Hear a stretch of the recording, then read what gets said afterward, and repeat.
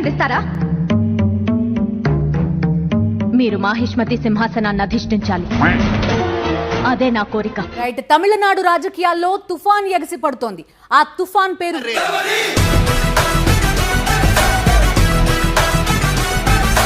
దశాబ్దాలుగా ద్రవిడ రాజకీయాలతో విసిగిపోయిన తమిళులు ఒక మార్పు కోసం ఆశగా ఎదురు చూశారు.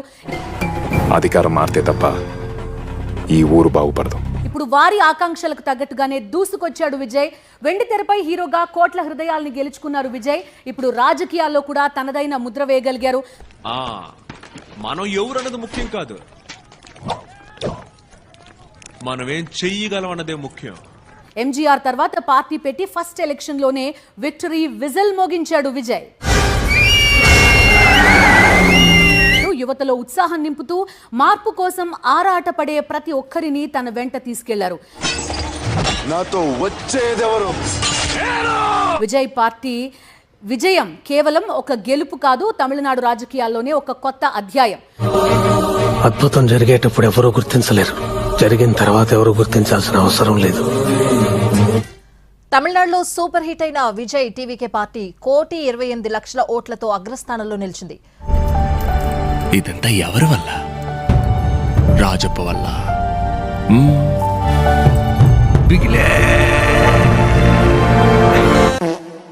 జపాక్ తిరువల్లికేణిలో ఉదయనిధి స్టాలిన్ గెలుపొందారు. అన్నాడీఎంకే అభ్యర్థిపై ఉదయనిధి విక్టరీ సాధించారు. అటు కొళత్తూరులో తమిళనాడు సీఎం స్టాలిన్ ఓటమి పాలయ్యారు.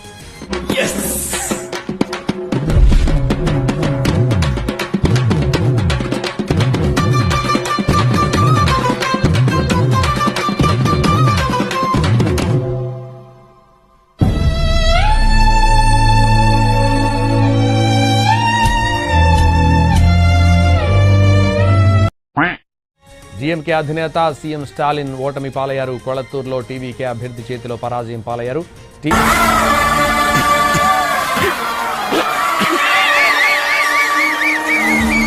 కొళత్తూరులో గతంలో 3 సార్లు వరుసగా గెలిచారు స్టాలిన్. కానీ ఈ ఎన్నికల్లో టీవీకే అభ్యర్థి చేతిలో 9,000 ఓట్ల తేడాతో ఓడిపోయారు. ఏంటాది గారు ఎంత పని జరిగింది? మహా దుర్మార్గులు అందరూ కలిసి మిమ్మల్ని ఈ స్థితికి తీసుకొచ్చి వదిలేశారు. ఏపీలో వైసీపీ పతనం తరువాత రోజా తన ప్రభావం చూపించడానికి పక్క రాష్ట్రం తమిళనాడును ఎంచుకున్నారు. నాలో ఉన్న క్రియేటివిటీ మొత్తం బయటికి తీస్తా, నా తడాకా చూపిస్తా.